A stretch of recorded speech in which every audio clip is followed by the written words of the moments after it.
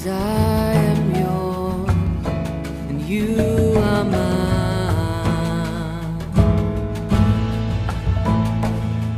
Oh, you are mine. Bonjour, shalom à tout le monde qui me suivent, de loin ou de près, frères et sœurs dans le Seigneur.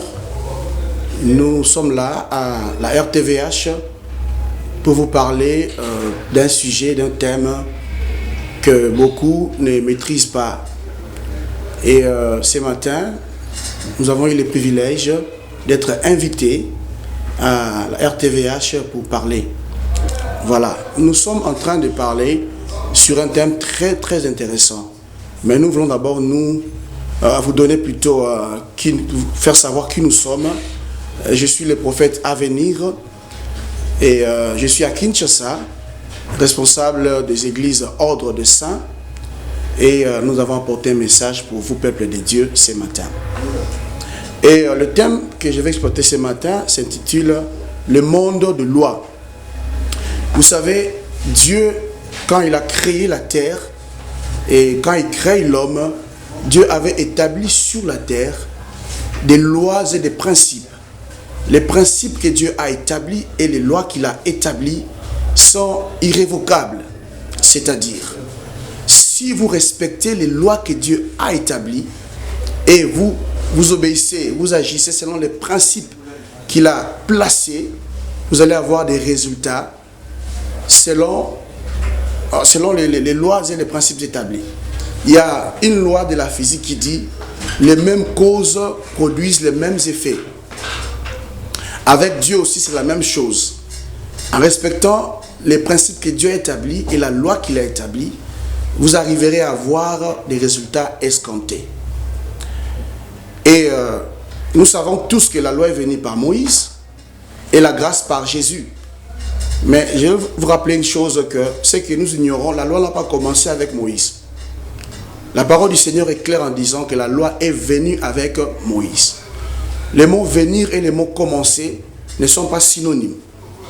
La loi a commencé avec Dieu en Éden, disons avec Adam. Mais la loi est venue officiellement pour nous, pour Israël, je voulais dire par Moïse. Et en Éden, Dieu a dit à Adam, tu pourras manger de tous les arbres du jardin, sauf à l'arbre qui est au milieu du jardin, l'arbre de la connaissance du bien et du mal. Dieu a dit à Adam de ne pas toucher, même pas de le regarder. Et quelques temps après, je voulais dire, parce que Adam et Ève ont été tous créés le 6e jour. Et je vais ouvrir une parenthèse. Nous sommes toujours dans la semaine de la création. Nous sommes toujours au 6e jour de la création. Parce que le 7e jour n'est pas encore arrivé. Donc, Adam, jusqu'à nous aujourd'hui, nous sommes toujours dans le 6e jour. C'est le jour le plus long. Le jour qui a été prolongé par les péchés. Vous savez, les péchés, c'est un acte, une action qui fait prolonger des choses, qui fait reculer des choses ou des promesses qui devaient se réaliser en un temps record. Mais quand le péché survient, le péché fera que la promesse puisse tarder. Ouais. Il y a notre ami Pierre qui dit que Dieu ne tarde pas dans l'accomplissement de sa promesse, mais quand Dieu tarde, c'est à cause du péché. Parce qu'il veut que tout le monde parvienne à la repentance. Et quand Adam et Ève ont péché, le jour 6 a été prolongé. Vous remarquerez que Adam est mort à 930 ans et la personne qui est morte plus âgée que nous tous, c'est Méthusela. Il est mort à 969 ans. Il n'a pas atteint 1000 ans. Parce qu'un jour, selon le psaume le plus ancien, écrit par Moïse, le serviteur de Dieu, il est écrit qu'un jour, pour Dieu, envers nous, c'est 1000 ans. Donc, Adam n'a pas atteint 1000 ans, ni Méthusela n'a pas aussi atteint 1000 ans. Donc, nous sommes toujours dans le 6e jour. Et c'est le jour le plus long. Et dans le monde des lois où nous sommes en train de parler, les lois sont établies. Dieu a établi ses lois et ses principes. Les hommes aussi en ont fait de même. Ils ont aussi établi des lois et des principes. Et dans le monde des lois, si vous respectez les lois et les principes établis, vous arriverez à avoir les résultats qui sont liés à ces lois et principes établis. Dieu a appelé un homme. Il s'appelle Abraham.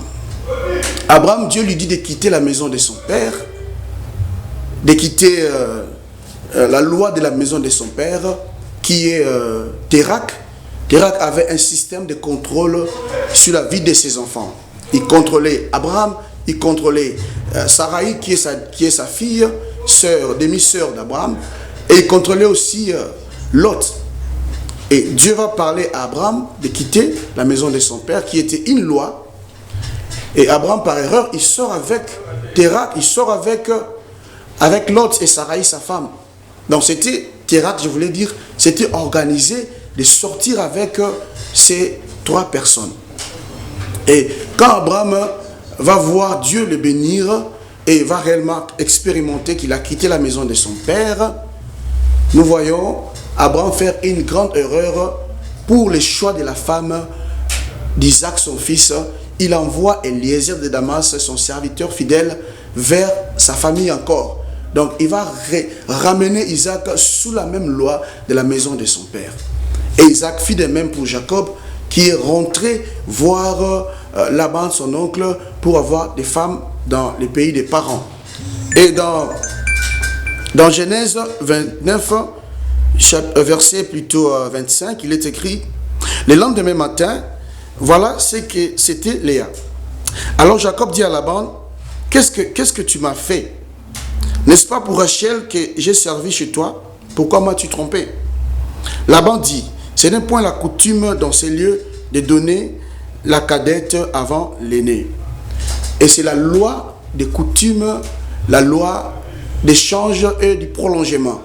Donc Jacob, il est rentré vers la maison de son père, la maison de sa mère, qui avait une loi, une coutume qui disait que la cadette ne peut pas se marier avant l'aîné. On lui présente Léa. Et le matin, il surgit et il dit à son oncle, beau-père: qu'est-ce que tu m'as fait? Son oncle lui dit: ce n'est pas la coutume dans le pays. On ne peut pas donner la cadette en mariage avant l'aîné. Donc Jacob est tombé sous la loi de la coutume. Donc la coutume ne lui permettait pas d'avoir Rachel avant Léa. Et il y a eu une autre loi qui est tombée sur lui. On lui a dit: travaille encore 7 années pour avoir Léa. Et là, il y a eu la loi du prolongement. On a prolongé encore de 7 années pour avoir Léa. Et on a échangé Rachel par Léa. Donc 3 lois sont tombées sur Jacob. Donc ce sont les 3 lois de la maison de nos pères. La loi de la coutume, la loi de l'échange et du prolongement. Et c'est ce que je voulais partager avec vous. Je sais qu'il y a aussi des gens qui sont en train de vivre ces lois dans leur vie et qui n'arrivent pas à s'en sortir. Mais avec Jésus, la loi s'arrête. Avec Jésus, il y a une autre forme de loi qui arrive, qui donne la liberté, c'est ce qu'on appelle la grâce. Que le Seigneur vous bénisse au nom de Jésus-Christ. Merci. I am yours, and you